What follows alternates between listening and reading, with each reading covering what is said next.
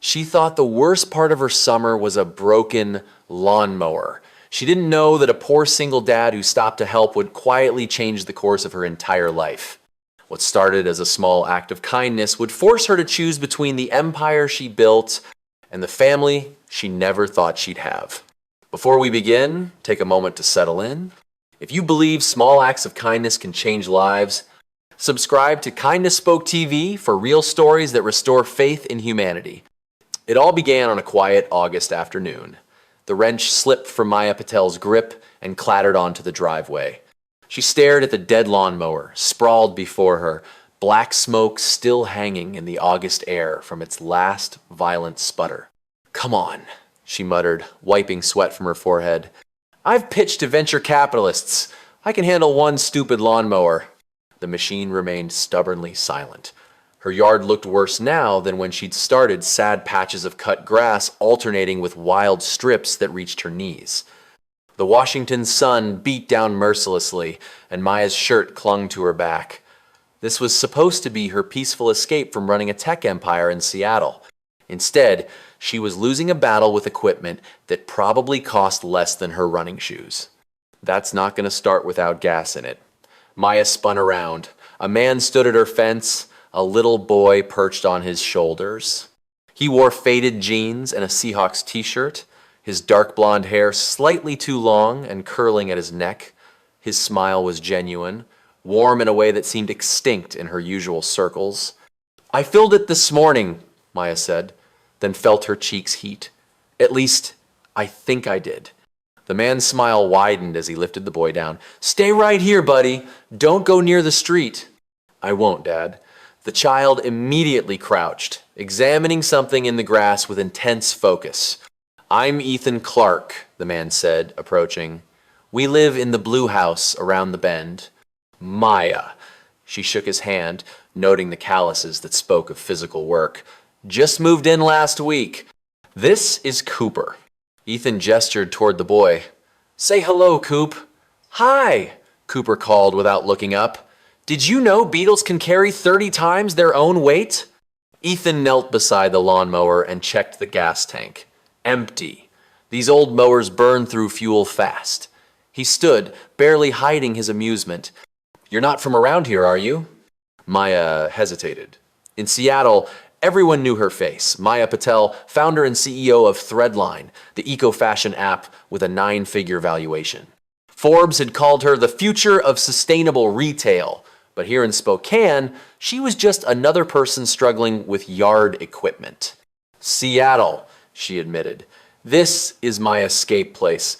Ethan nodded like that made perfect sense. "First rule of Spokane, always keep extra gas in the shed." He glanced at Cooper. "I've got a can at home. Be right back." "You don't have to." "Come on, Coop. Quick trip." Maya watched them go. The little boy's hand tucked trustingly in his father's. Something tightened in her chest. She'd built an empire by 30, employed over 300 people, been featured in Fortune magazine, but she came home every night to an empty penthouse with a view she barely noticed anymore. Ethan returned with a red gas can and a bottle of water. He handed her the water first. "You look like you could use this." "Is it that obvious?" Maya laughed, accepting gratefully. "It's 85 degrees, and you've been fighting that dinosaur for a while." He poured gas into the tank. Cooper wanted to help, but it's nap time. He's disappointed he's missing the excitement. "Nap time on Saturday afternoon?" "Single dad life," Ethan explained, pressing the primer bulb.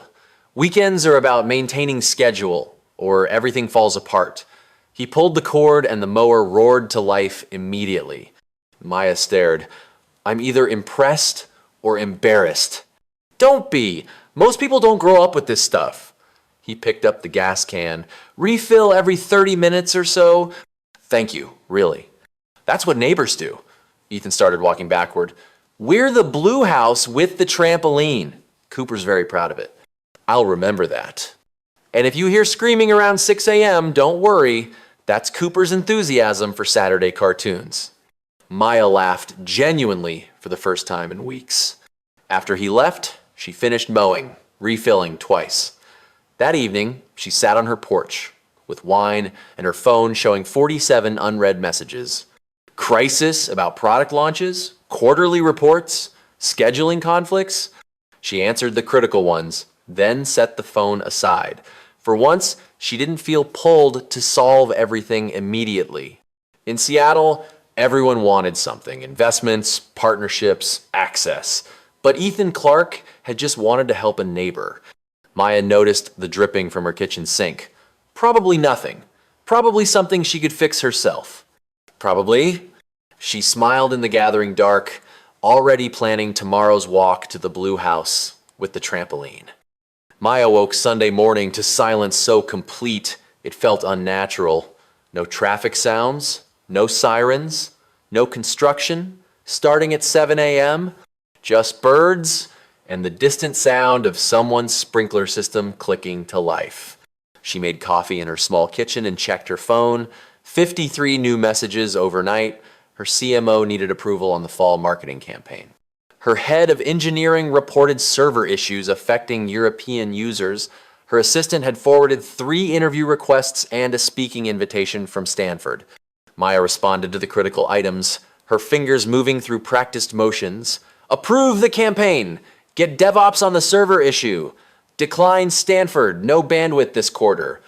But even as she typed, her mind wandered to yesterday, to Ethan's easy competence and Cooper's beetle fascination, to the way helping her hadn't been transactional, hadn't come with expectations or networking angles. In her world, every interaction was currency. Coffee meetings were pitches. Dinners were negotiations. Even her few attempted dates had ended with startup proposals or requests for investor introductions. She set down her phone and walked to the kitchen sink for more water. The faucet dripped. Once, twice, a slow, persistent rhythm that hadn't been there when she'd moved in. Maya grabbed the wrench from under the sink, the same one that had failed her with the lawnmower. She tightened the handle. The dripping continued. She tried the base. The dripping got faster. Perfect, she muttered.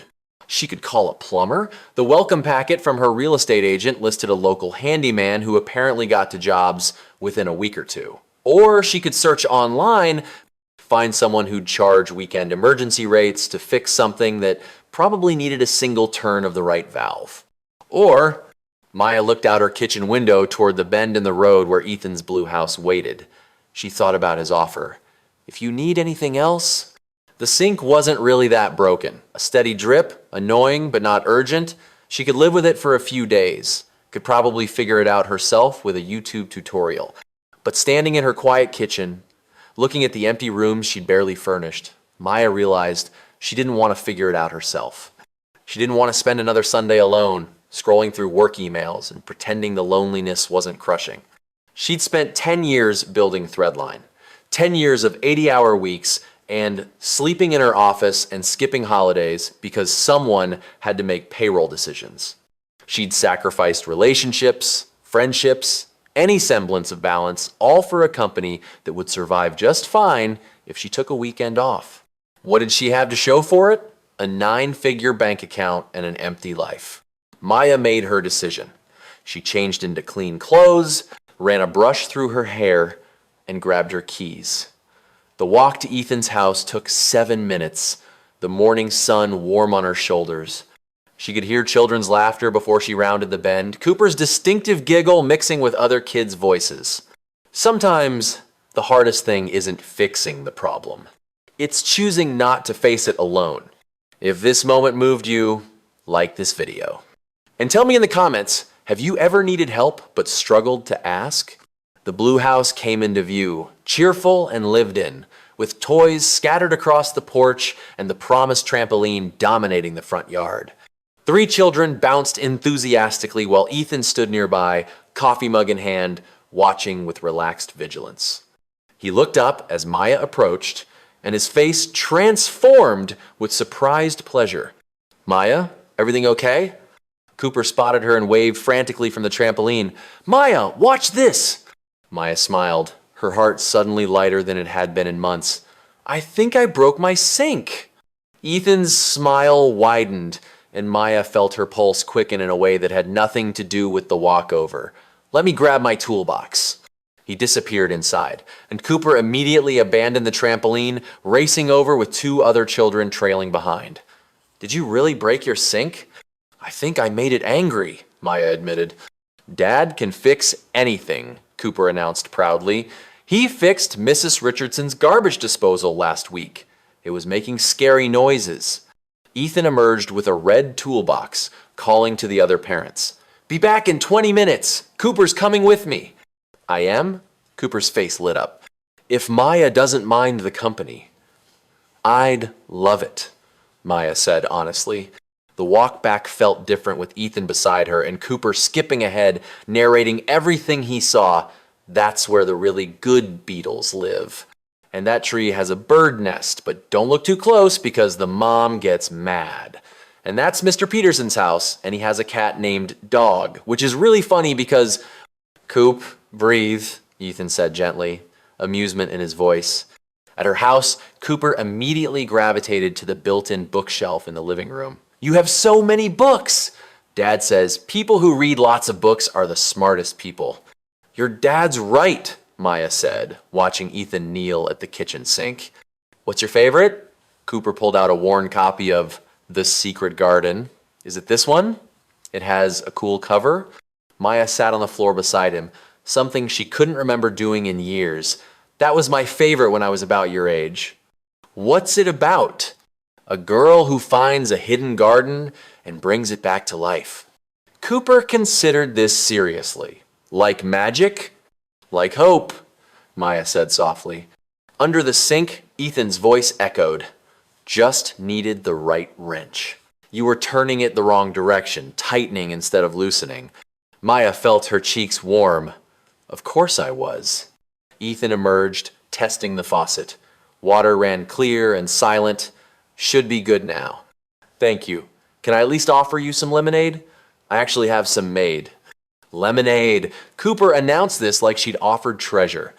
Minutes later, they sat around her small kitchen table, Cooper swinging his legs and drawing on a notepad Maya had found.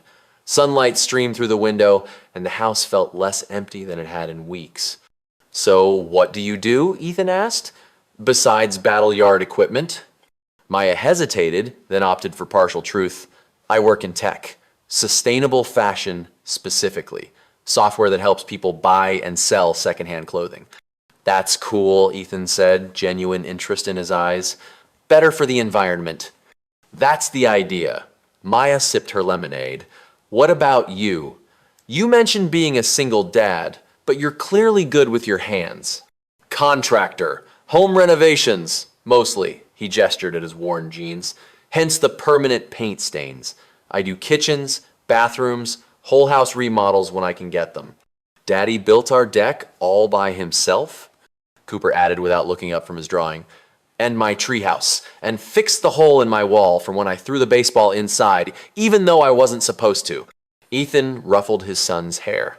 "We don't talk about the baseball incident." "How long have you been doing renovations?" Maya asked.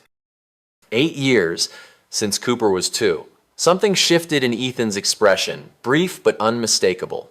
His mom left when he was little, decided family life wasn't what she wanted after all.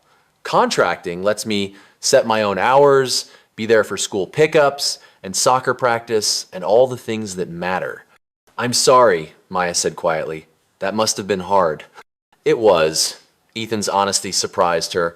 "But we figured it out, built our own rhythm." He smiled at Cooper, who was now drawing what appeared to be a house with an enormous garden. "We're a good team." Cooper looked up. "The best team." Maya felt that tightness in her chest again. "You're doing an amazing job. He's wonderful." "Thanks." Ethan checked his watch. "We should probably get back. Those other kids are going to stage a trampoline revolt without supervision." At the door, Ethan paused. "Hey, Cooper has soccer practice Tuesday and Thursday evenings at the community field.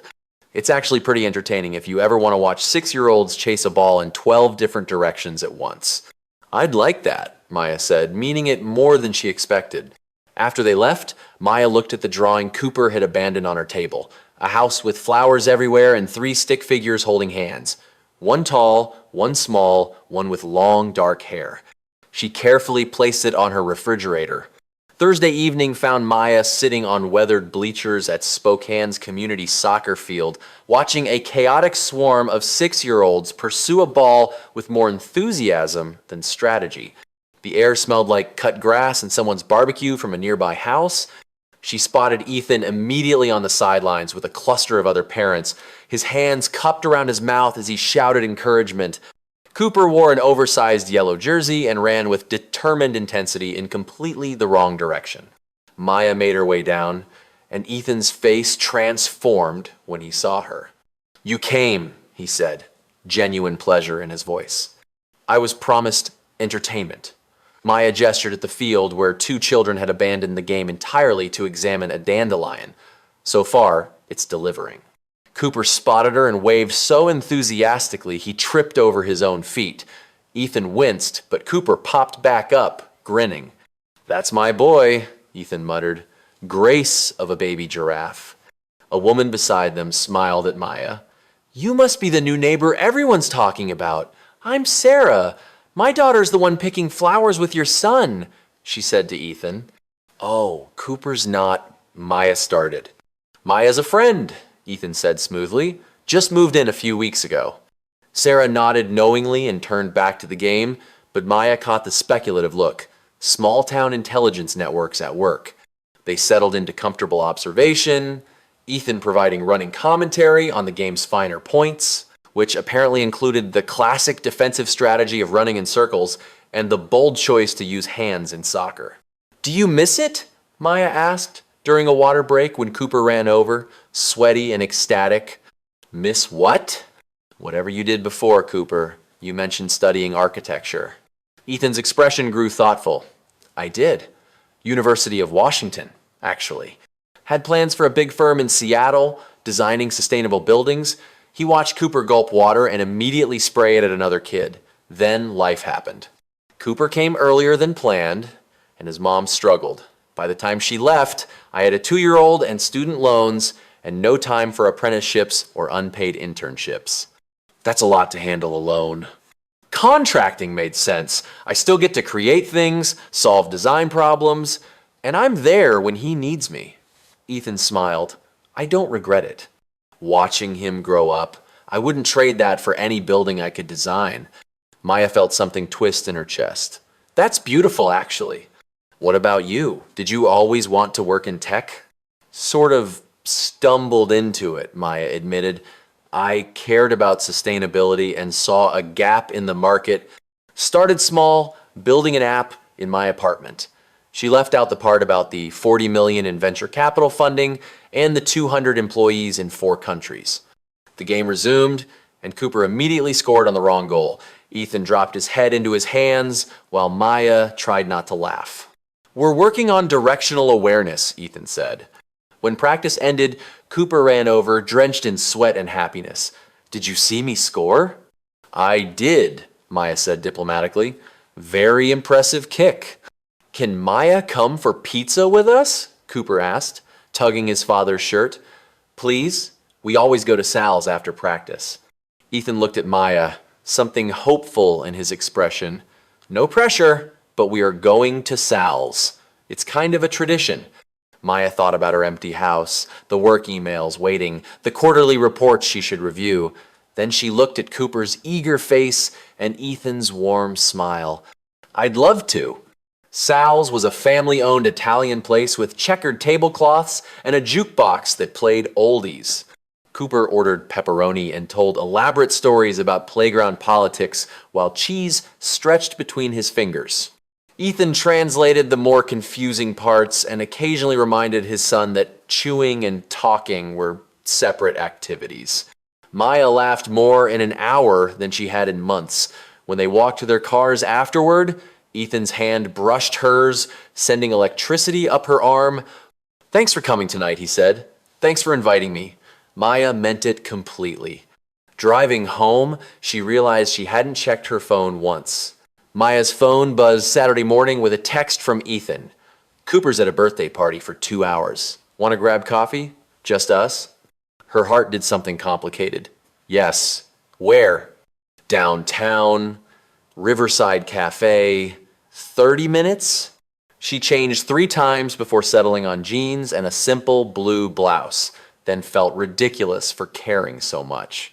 But when she arrived at the cafe and saw Ethan waiting at an outdoor table, his face lighting up at the sight of her, she was glad she'd made the effort. "No, Cooper?" she asked, sitting down. "Dropped him at a superhero-themed party. He'll come home wired on cake and convinced he can fly." Ethan smiled. "Figured we deserved actual conversation. The kind where we finish complete sentences." They ordered coffee, and the morning felt different without Cooper's cheerful interruption. More intimate, charged with possibility. "Can I ask you something?" Maya said after their drinks arrived. "About Cooper's mom." Ethan's expression shifted but didn't close. "What do you want to know?" "Only what you're comfortable sharing. I'm just trying to understand your life." He was quiet for a moment, stirring sugar into his coffee. "We met in college, got married young, too young, probably. Sarah was 21 when she got pregnant, and I think she felt trapped. She tried, really tried, but motherhood didn't come naturally to her. Postpartum depression didn't help." Maya listened, not interrupting. "When Cooper was 2, she told me she couldn't do it anymore, that she'd made a mistake. She left on a Tuesday morning while he was at daycare." Ethan's voice was steady, but Maya saw the old pain there. Packed her things, left a note. "She sends birthday cards now, the occasional Christmas present, but she's not part of his daily life." "God, Ethan, I'm so sorry." The hardest part was explaining to a toddler why mommy wasn't coming home. He looked up, meeting her eyes. "But we survived. More than survived, we built something good. Cooper's happy, healthy, loved. That's what matters." Maya reached across the table, taking his hand. "You're an incredible father." "I'm trying." He squeezed her fingers. "What about you? Any family?" Maya felt her throat tighten. "My parents died in a car accident when I was 26. Drunk driver, wrong place, wrong time." She stared at their joined hands. "No siblings. I was already starting my company, so I just threw myself into work. It was easier than dealing with the grief." "And you never stopped," Ethan said softly. "It wasn't a question." "No." Maya looked up. Work became everything. Building something, proving I could succeed, it filled the space they left. "But now I'm 34 and I've built this empire and I come home every night to silence." Her voice cracked slightly. "I'm so tired, Ethan. Tired of performing. Tired of being Maya Patel, CEO. That's why I bought the house here. I needed somewhere I could just be Maya." "CEO?" Ethan's eyebrows rose. "I thought you said you worked in tech." Maya's heart raced. "I founded the company. Threadline. We're worth about 300 million now." She watched his face carefully. "I should have told you sooner. People treat me differently when they know." Ethan was quiet, processing. Maya held her breath, waiting for everything to change, for him to see dollar signs instead of her. "That's really impressive," he finally said. "Seriously, building something from nothing takes incredible intelligence and determination." He squeezed her hand. "But I liked just Maya before I knew that, and I still like her now. Maybe even more, knowing what you've overcome." Relief flooded through Maya so intensely she almost cried. "Besides," Ethan continued, a smile tugging at his lips, "you still can't work a lawnmower, so you're not perfect." Maya laughed, the tension breaking. "Keeping me humble. Someone has to." They talked for another hour about everything. Her love of hiking, his dream of someday designing a house from scratch, places they wanted to travel, books they'd read, the small joys they'd each discovered in ordinary moments. When they walked to the parking lot, the sun was high and warm. Ethan stopped by her car, suddenly serious. "I'm really glad you moved here, Maya." "Me too," she whispered. He stepped closer, giving her time to retreat. She didn't. His hand came up to cup her cheek, and then he was kissing her soft at first, tentative, then deeper as she responded. When they pulled apart, both slightly breathless, Ethan rested his forehead against hers. "I've wanted to do that since the lawnmower," he admitted. Maya smiled against his lips. "I was hoping you would." "Tomorrow," he said. "Breakfast with Cooper? The three of us?" "I'd love that." Over the next 3 weeks, Maya's life developed a rhythm she'd never experienced before. One that had nothing to do with product launches or board meetings and everything to do with soccer practices and Sunday morning pancakes.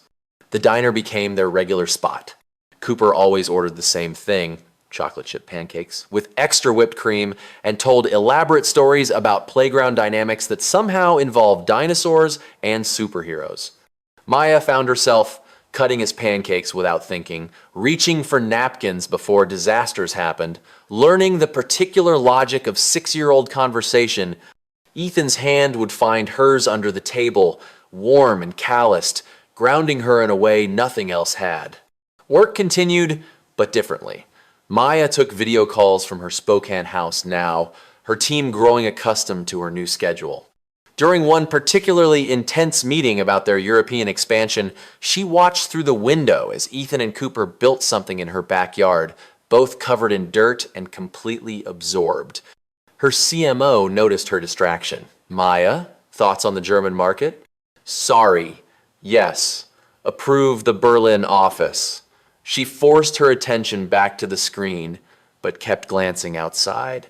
After the call, she found them finishing a raised garden bed, Cooper's small hands patting dirt around tomato plants with fierce concentration.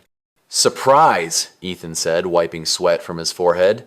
"Figured your yard needed something that actually grew on purpose." Cooper beamed. "I picked the tomatoes. Dad wanted cucumbers, but tomatoes are better." "They're perfect," Maya said, throat tight with unexpected emotion. "Thank you both." Movie nights became routine. They'd sprawl on Ethan's couch with Cooper between them, usually something animated involving talking animals or superheroes. Cooper would last about 45 minutes before sleep claimed him mid-sentence. The first time Ethan carried his sleeping son to bed, Maya studied the family photos on the mantle. Cooper as a baby, toddler, birthday parties, father and son at the beach. A life built with love and intention despite circumstances. When Ethan returned, he found her smiling at a photo of Cooper covered in spaghetti sauce. "That was last year's attempt at cooking lessons," he said, standing close behind her. "Lesson learned, 6-year-olds and marinara don't mix." Maya turned, and suddenly they were kissing again, deeper this time, without Cooper's potential interruption. Ethan's hands tangled in her hair, and she felt heat pool low in her stomach. "You should probably go," he murmured against her mouth, though his hands said otherwise, "before I forget how to be a gentleman." Maya left reluctantly, already counting hours until she'd see him again. At Cooper's end of summer school showcase, she sat with other parents while children displayed artwork and science projects. Cooper spotted her and ran over, nearly tripping over his own feet. "You came! Look! I made a model of the solar system, and Jupiter is bigger than all the other planets combined." His teacher approached, smiling warmly. "You must be Maya. Cooper talks about you constantly." "This is my dad's girlfriend," Cooper announced proudly, slipping his hand into hers. The word caught Maya off guard. Girlfriend. She glanced at Ethan, who looked equally surprised but pleased. Their eyes met across the classroom, and she nodded slightly. Yes, that's what they were. By late August, Maya had established a pattern. Thursday evening through Monday morning in Spokane, working remotely Fridays and Mondays, returning to Seattle for Tuesday and Wednesday. Her executive team had adjusted, though her assistant kept hinting that the commute seems exhausting. It wasn't. For the first time in 10 years, Maya felt like she was living instead of just working. Her Seattle penthouse felt less like home than the small Spokane house with Cooper's drawings on the fridge and Ethan's jacket on her chair. But as September approached, Maya knew they needed to talk about what happened when schedules tightened and real life demanded more than stolen weekends could provide. Late August evenings settled over Ethan's back porch with the kind of golden light that made everything feel both beautiful and temporary. Cooper had fallen asleep an hour ago after wearing himself out at the playground, and Maya had been quieter than usual all evening. Ethan finally broke the silence. What's on your mind? Maya twisted her wine glass, watching the liquid catch the fading sunlight. September. Cooper starts school next week. You'll have more renovation projects as people prepare for fall. And She trailed off. And you need to be in Seattle more, Ethan finished gently. She nodded. I have investor meetings I can't miss. A major product launch in October. Partnership negotiations in San Francisco. I can't keep doing 4-day weekends forever. The words hung between them, heavy with implications neither wanted to voice. So what does that mean for us? Ethan asked. His voice carefully neutral, though. Maya could see tension in his shoulders. I don't want this to end.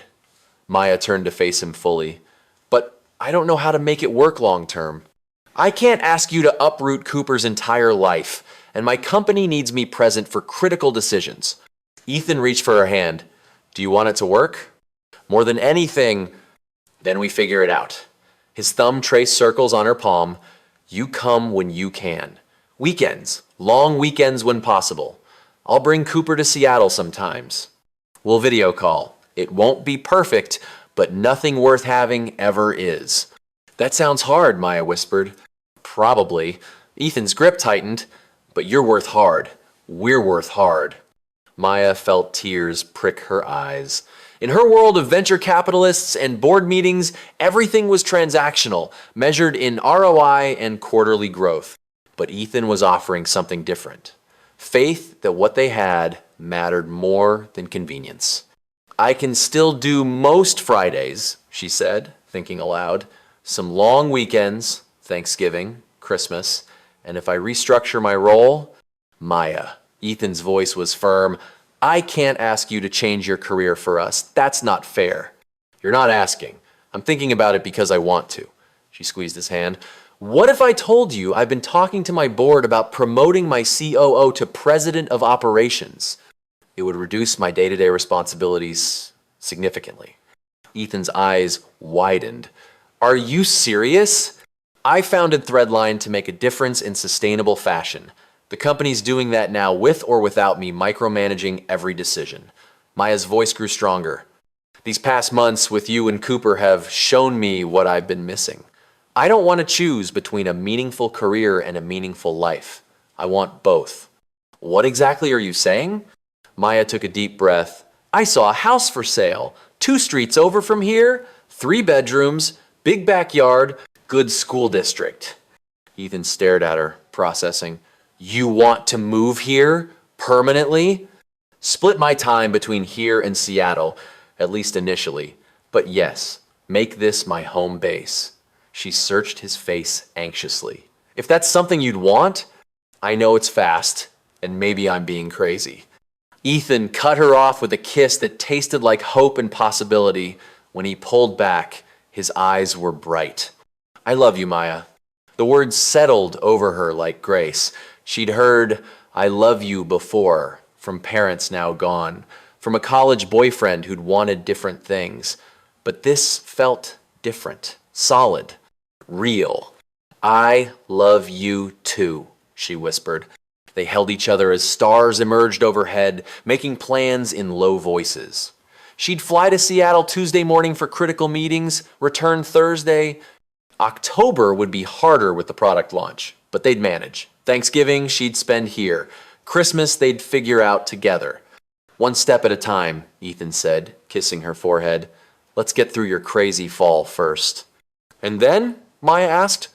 And then we see about that house 2 streets over. His smile was warm in the darkness. Cooper would lose his mind having you that close. Fair warning, he'll be at your door every day. I'm counting on it, Maya said. Later, driving home under a sky full of stars, Maya felt something she hadn't experienced in years.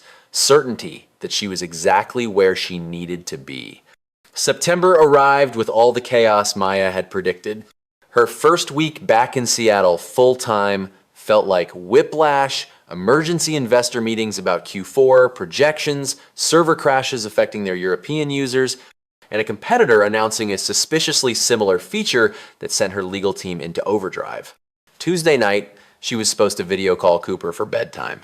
Instead, she sat in a conference room at 9 p.m., watching her CFO present revise financial models while her phone buzzed with Ethan's gentle reminder. She texted back, "So sorry, emergency meeting. Kiss Cooper for me." His response came immediately. "It's okay, he understands. Call when you can." No guilt trip, no passive-aggressive commentary, just support. But Maya felt the weight of it anyway. Friday, she flew back to Spokane, exhausted from 70-hour weeks and 3 hours of sleep. She made it to Ethan's house, collapsed on his couch during a movie, and woke Saturday morning in his bed, fully clothed, shoes off, blanket tucked around her.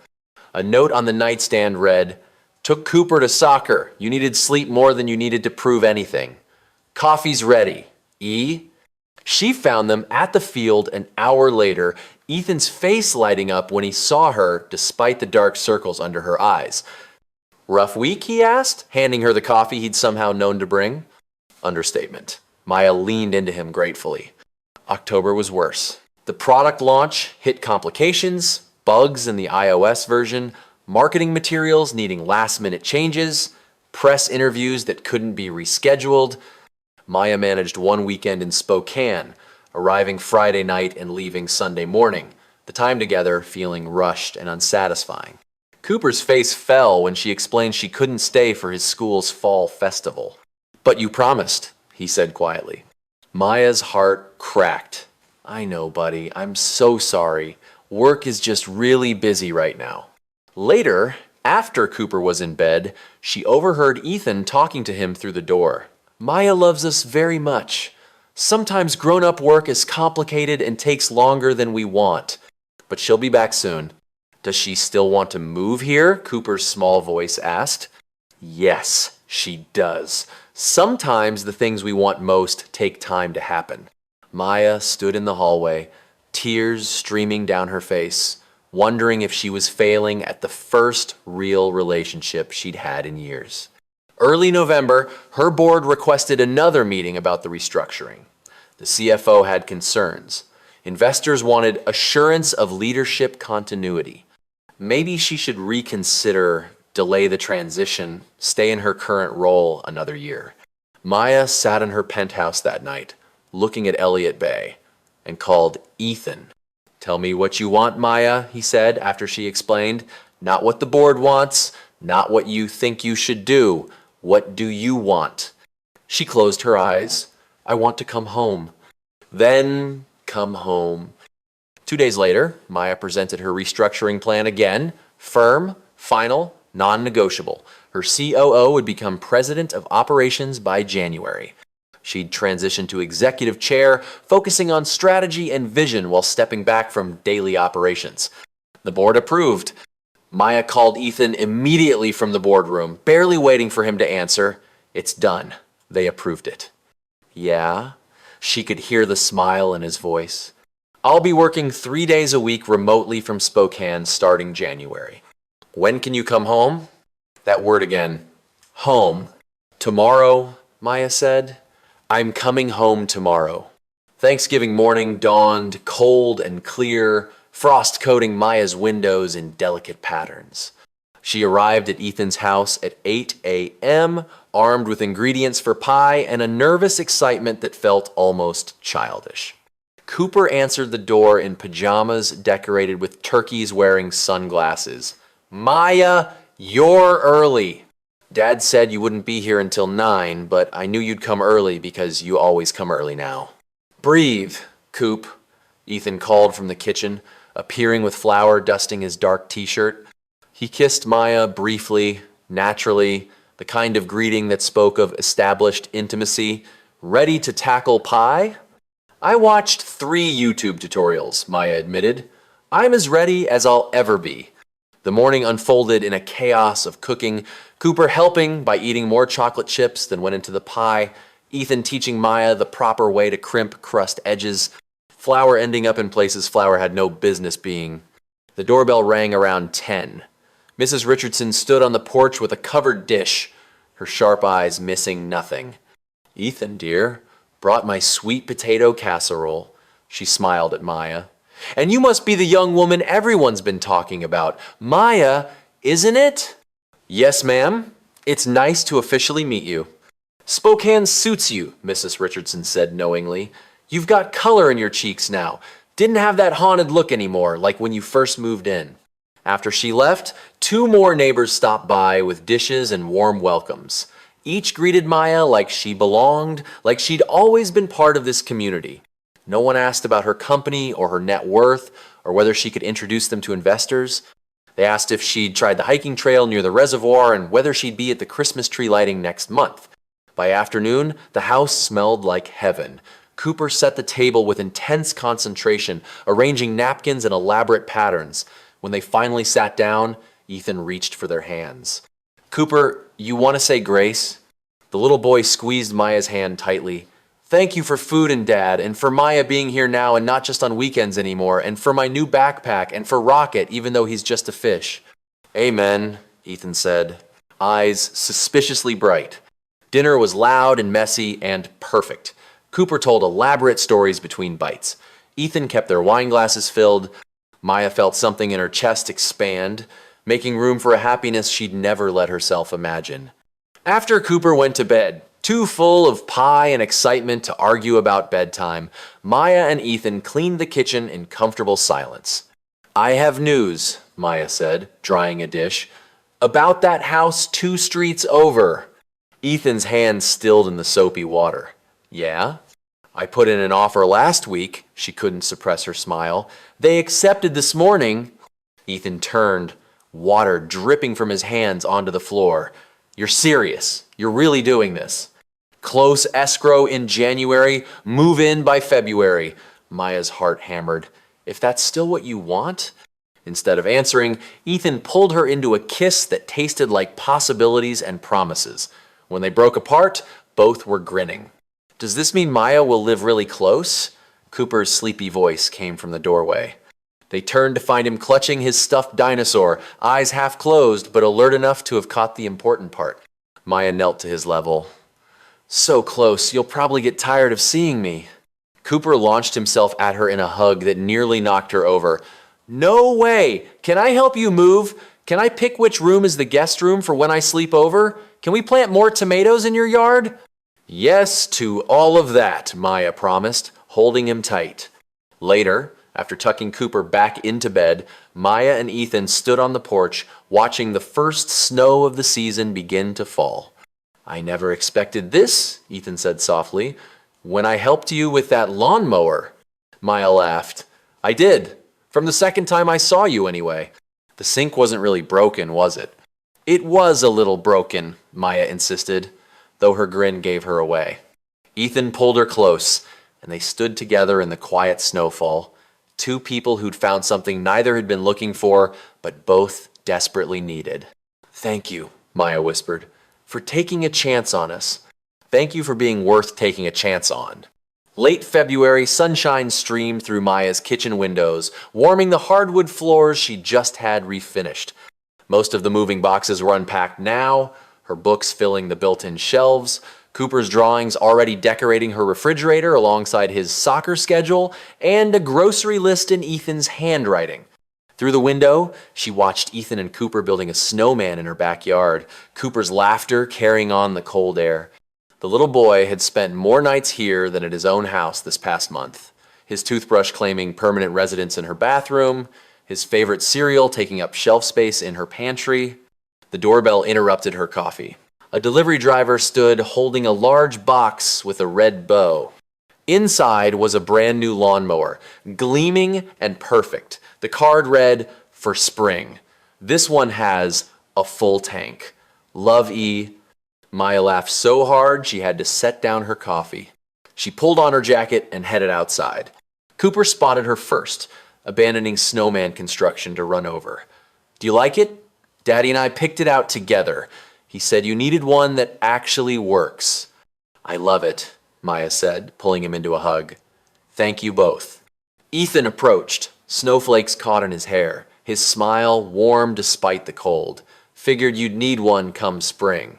And I wanted to make sure you'd keep calling me over for help. I'll always find reasons to call you over, Maya promised. Good. He kissed her, Cooper making exaggerated gagging sounds beside them. Inside later, the three of them sprawled on her new couch, Cooper wedged between them, reading aloud from a book about dinosaurs. Maya's phone buzzed with a message from her COO. Quarterly numbers exceeded projections. The new sustainability initiative was trending, everything running smoothly. Maya glanced at it, smiled, and set the phone aside. The reports could wait. Everything okay? Ethan asked. Everything's perfect, Maya said, and meant it completely. She looked around her house, no longer empty, but filled with life. Cooper's jacket on her chair, Ethan's spare keys on her counter, evidence of belonging everywhere. Her Seattle penthouse had a $2 million view, but she'd never seen fireflies from those windows, never heard Cooper's laughter echo through the rooms, never felt Ethan's hand reach for hers on a quiet evening. Cooper finished his page. Can we have hot chocolate now? Maya and Ethan exchanged amused looks, the kind of silent communication that came from knowing someone deeply. Sure, buddy. The three of them headed to the kitchen together, and Maya silently thanked that old, stubborn lawnmower for breaking down at exactly the right moment, giving her an excuse to meet the man who taught her that success without connection was just an expensive kind of loneliness. Home wasn't a place. It was this flower on the counter, laughter in the halls, and love in every corner. One small act of kindness changed everything. If this story reminded you that real love still exists, subscribe Kindness Spoke TV for more stories that restore faith in humanity. And share this with someone who needs hope today.